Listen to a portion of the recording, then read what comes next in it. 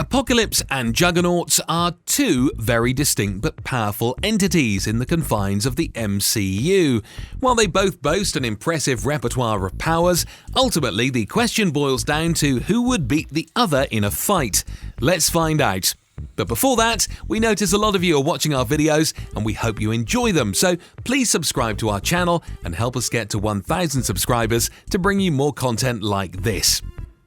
Who would take the win between these two Goliaths? That's a challenging and interesting question.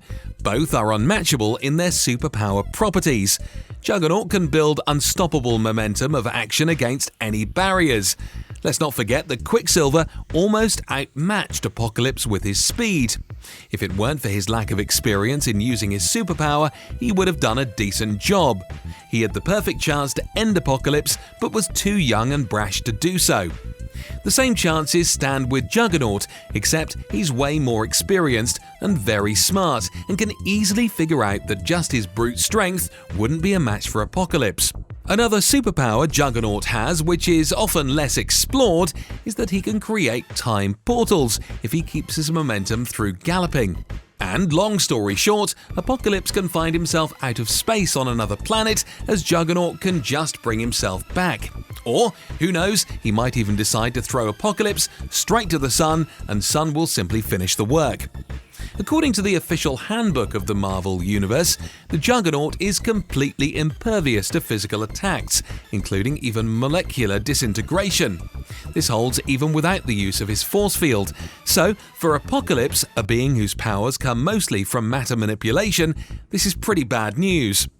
Juggernaut is incredibly durable, maybe even invulnerable in his physical form. He is usually seen wearing even more invulnerable armor. In addition to this, he is surrounded by an impenetrable force field. In the event that somehow something was able to harm him through all of that, the damage would not last long, as he has been known to regenerate from skeletal remains within seconds. Juggernaut has gone toe-to-toe with the likes of Hulk and Thor and is regularly shown to be comparable in terms of strength. As part of his magically imbued powers is that once Juggernaut is in motion, nothing can stop that motion unless he chooses to be stopped. But on the other end of things, Apocalypse is just as dangerous. In fact, I think Apocalypse would tear the Juggernaut apart. They both have godlike levels of strength and invulnerability. In Apocalypse, this is because of his near-godlike powers and the celestial tech that he uses. And in the case of Juggernaut, because of being bestowed with God's powers from being the avatar of the Shi'ar, Apocalypse's multitude of powers and far greater intellect would easily defeat Juggernaut. And Apocalypse isn't just some random mutant. He belongs to a rare subspecies of mutants called the Externals, or as they like to call themselves, the High Lords. Like other mutants, he possesses a mutant gene that grants him extraordinary powers, as well as superhuman strength and durability. But what sets him apart is his additional gifts. His immortality prevents him from aging, needing bodily functions such as water to survive, and allows him to resurrect whenever he dies. However, the time he takes to resurrect is variable from a couple of years to centuries. Remember how I said that when Juggernaut gets going, nothing can stop him? Well, I sort of lied. The only exception to this that has ever occurred is when the Hulk, enhanced by Apocalypse using the technology of Celestials, wrestled a charging Juggernaut to a standstill. So if Hulk could stop him with Celestial technology, you can bet that wouldn't be a problem for Apocalypse. Apocalypse might even win. He has the strength and firepower to hold him long enough for him to get the win.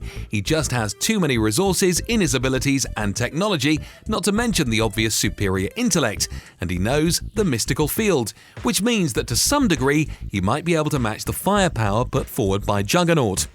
However, Juggernaut has a few things going for him, I grant: unlimited stamina and strength, invulnerability, and being completely unstoppable once gaining momentum. Apocalypse, albeit maybe not for as long, can rival Juggernaut in a hand-to-hand combat situation, and most likely win, as Juggernaut lacks form compared to Apocalypse, who I'd imagine has spent many decades throughout the years perfecting hand-to-hand. Where it gets tricky is Juggernaut's main weakness is mental attacks. Apocalypse has shown to have moderate telepathic abilities. So I see it as close quarters combat fight that goes on for a while. Apocalypse dodging and counter-attacking with great ease until finally waiting for the moment to rip that helmet off to mentally assault him much before Juggernaut can tire Apocalypse.